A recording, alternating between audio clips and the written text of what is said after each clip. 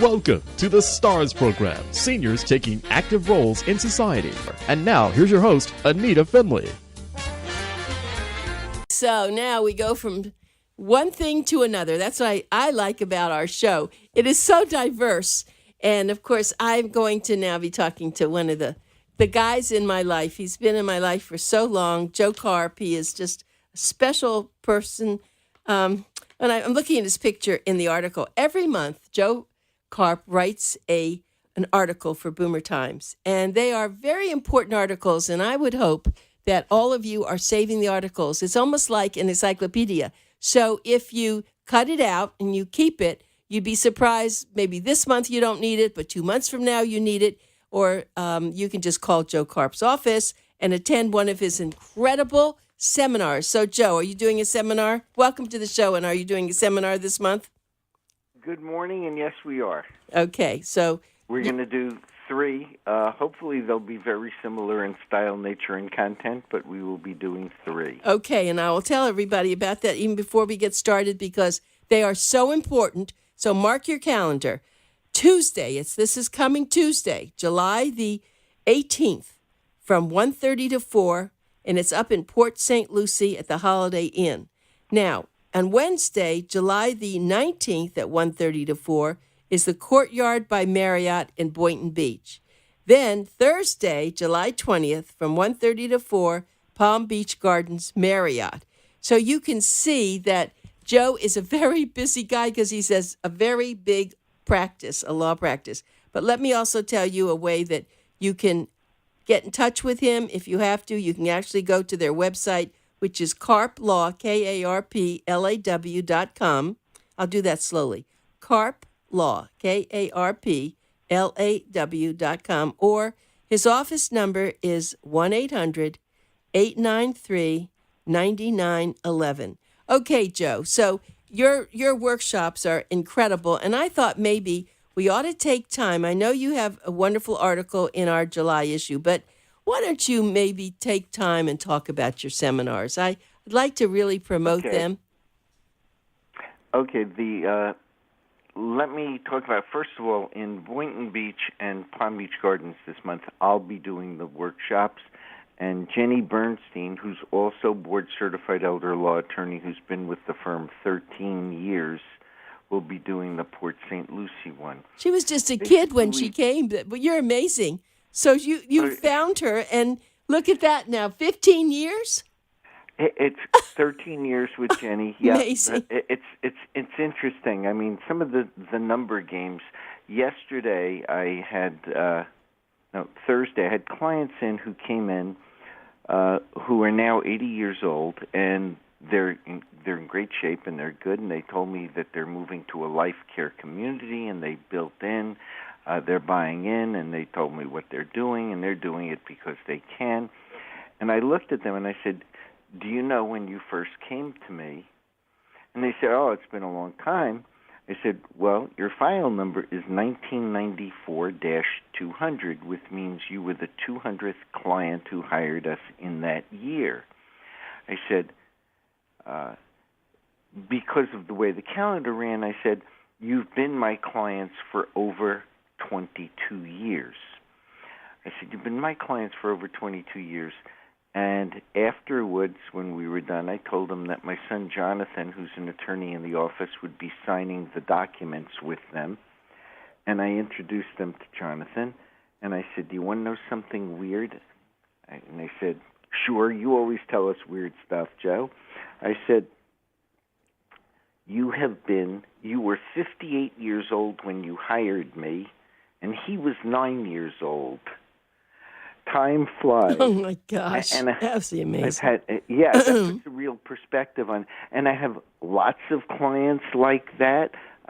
This week, I had several clients who've been my clients for well over 20 years coming back in, and it's not the first time we're reviewing them. So that's just an interesting point. So I'm going to talk to you about the workshops. What the workshops try to do is truly educate people by using scenarios. What happens when? So basically, we start with talking about a family, And what happens if the husband becomes disabled? What happens when he dies? What happens when the wife becomes disabled? What happens when she dies?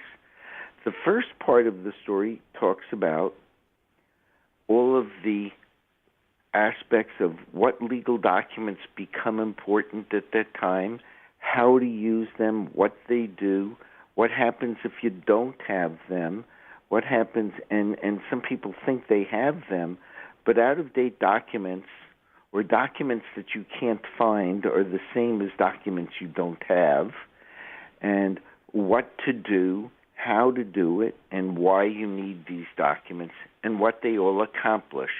So what do the legal documents do? That's number one. Most people who have them are clueless with regard to that aspect. A lawyer told them they need this, they need that.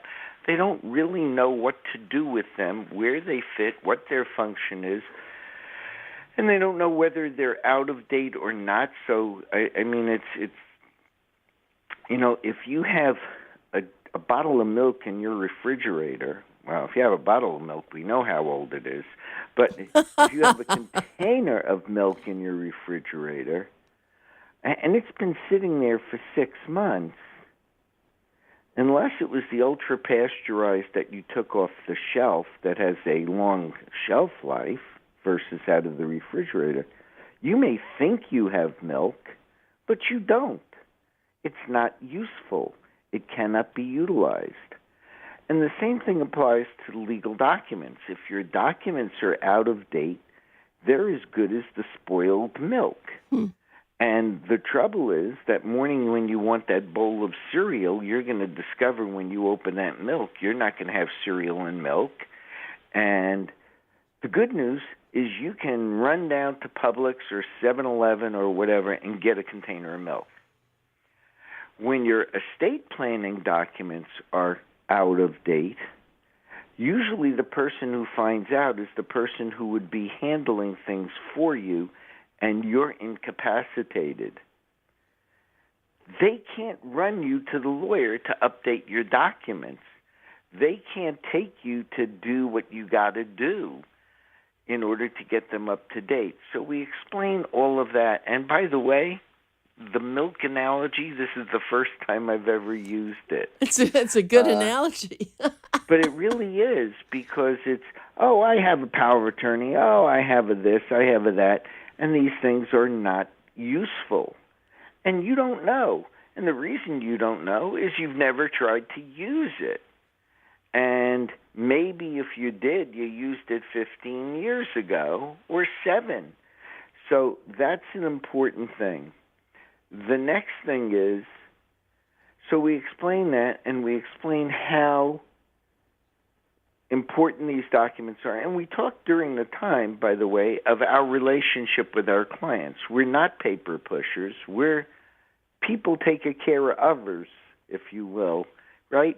We develop relationships with our client. I had somebody in yesterday who said, and his wife is a lawyer, and he had to come in about his dad, and he said, I really have a sense, because I talked about what needed to be addressed before we could decide what to do. And he said, I really have a sense with everybody I've spoken to in your law firm that they really care about us. And I said, they really do. I said, we hire people. There's a lot of good people out there. And you can teach a lot of competent people a lot of things, but you can't teach them how to care about people. You can't teach them how to be nice. You can't teach them that. That has to come with who they are. And what you have to do is nurture that and tell them that's important. Well, wait a minute, but it all starts from the top. They see how you act. Sure. The other thing I'm always impressed with at your office, and Joe. Yeah. Wait, I want to tell you something. It's really important. What I've always noticed about your organization is when I leave and you've worked with me on something, everything gets done exactly as you said it's going to. There's no delay. It's done. And the other thing that I wanted to compliment you on, and I want to do this since I've been using your wonderful services and friendship for so many years. Now, my documents were just reviewed, and you sent me away with what looks like a business card, but it's more than that. It's all my documents right on this little tab. A flash drive. Yes, Yeah, it's amazing. That was a great idea of yours. Yeah, and that way we tell you, download it, and then now your health care documents are on it. Email it to whoever's going to be making your medical decisions so they can have it. Your kids can be skiing on the Alps, and they can still access your health care so they can get that information if they get the call. So we do care about people. In fact, one of the things my son, who's now working for us as a lawyer, said, "Dad, how come you don't take reservations over the phone? Why do you just tell people this is where to come and show up and don't take reservations?" And I said, because if you're taking over the reservations over the phone, you should spend some time with the people.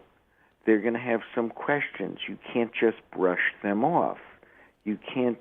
And I said, fortunately, a lot of people show up. And if we were to start doing that, we could get tied up with a bunch of calls on a Monday, a Tuesday, and all of a sudden, we're spending 15 minutes on the phone with people because most people don't want to say, okay, my name is Joe KARP, my number is 625-1100, I'll show up Tuesday, thank you very much. Right. They want to know where it is, what it's going to do, how long, are there... So I said, we never want to be rude to people. So we don't take reservations because we don't want to be rude.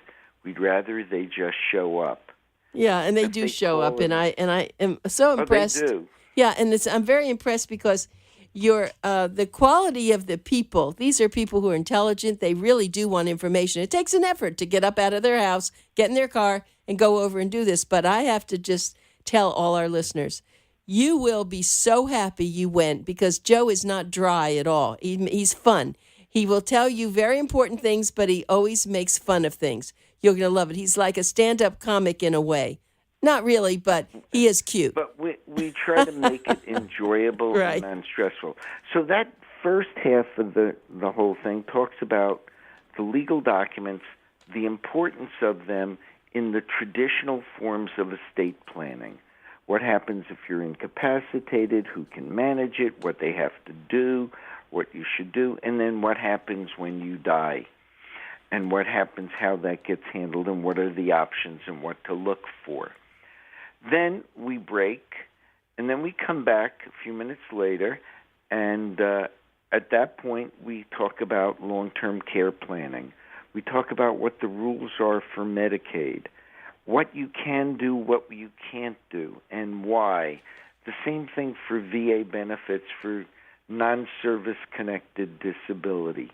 And we explain it by trying to go through certain scenarios and explain what the rules are, why they're so confusing, and what you can and can't do. And many people stay not because they have a loved one in a nursing home or imminently facing it, but they understand the realities. They've taken a look. They've seen other people. I mean, most of the people who are in nursing homes today didn't plan on being there.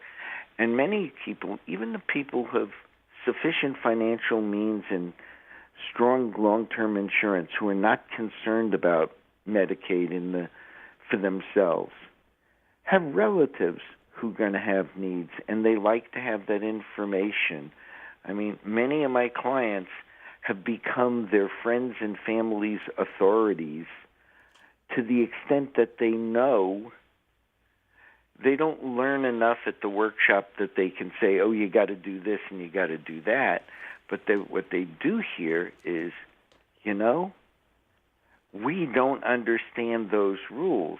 There's tons of things that you can do without going broke, all legally, all above board, and all with integrity following rules people don't know about. And it's just like doing your taxes with a proper tax advisor. You can not pay taxes on certain assets and incomes if you properly handle your affairs. Not cheating the government, just following the rules that exist and knowing what you can do. And we try to give that type of information, and then we impart them. We offer people whom we believe we can help a consultation at no charge, and we tell them at the seminar what our fee ranges are. And then a lot of the people discover that they can utilize our services because they realize they're not just buying a will or a trust or a power of attorney. They're developing a relationship because everybody is going to have, if you will, a back end to their estate plan. Whether that back end is disability, whether that back end is Medicaid, whether that back end is death, there's going to be a time where there's an end. And we've developed this long-term relationship with our clients. Their families know we're there. They know that I've got an understanding, know what's going on. I joke with the kids when they come in sometimes after their parents are gone, because they know I know who their father or mother was. I know enough about and the other lawyers in my firm do. And we keep notes that help us remember, because you can't remember everything. And that's what we try to do. So at the workshop, not only are we trying to teach people the law, the opportunities, why certain documents are good, but they get a handle and a feel for why we think our law firm is special, why we think developing a relationship with us is special, why we think we can be there when you need us. And there are times that we can't accommodate people, but we try to accommodate our clients. And candidly, we prioritize our existing clients over new business. So if somebody came in and said, if somebody called up yesterday and said, an emergency, my mother's in the hospital, I need legal documents by Monday morning, I would say, I'm sorry, we can't help you. The weekend's coming up, my staff is out, etc. If something unique happened to one of my clients and it really was a genuine emergency, we would bend over backwards to help accommodate that client. Now, if it's an imagined emergency, everybody wants everything done yesterday, we say, no, it can wait. Don't worry. Calm down. It'll be okay. We can get it done in a timely fashion. You'll be okay. But if it's crisis, they're a client. We'll treat them like family. And that's what people get to learn. Yeah, you do that. And so the other thing that I think is wonderful is that you give everybody the documents. I know now you do it on a little flash drive, but we are sent away with a big, wonderful notebook that has everything in it. And it's really quite good. Copies. We give you your originals and tell you how and where to store them. We give you your copies in a binder which is organized, that is indexed and tabbed, and a place to list information so you can have access to your documents, not the originals, because you should, even there's a space to write down where the originals are.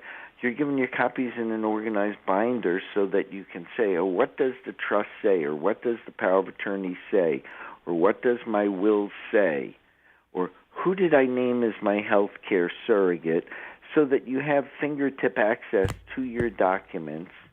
And then sometimes people call up and they won't even know what they mean again. They'll forget, what does this mean or that mean? And guess what? If our clients call up with a question about their documents or their estate plan, they get an answer. They don't get a bill. We spend, And this is, when people say, why can't you be as cheap as the guy who's the cheapest guy in town? We probably spend 20% of our time on the phone talking to existing clients who have questions about what they should be doing, what their documents mean, or what their issues are that they need some advice. And we spend time doing that. We have phone appointments.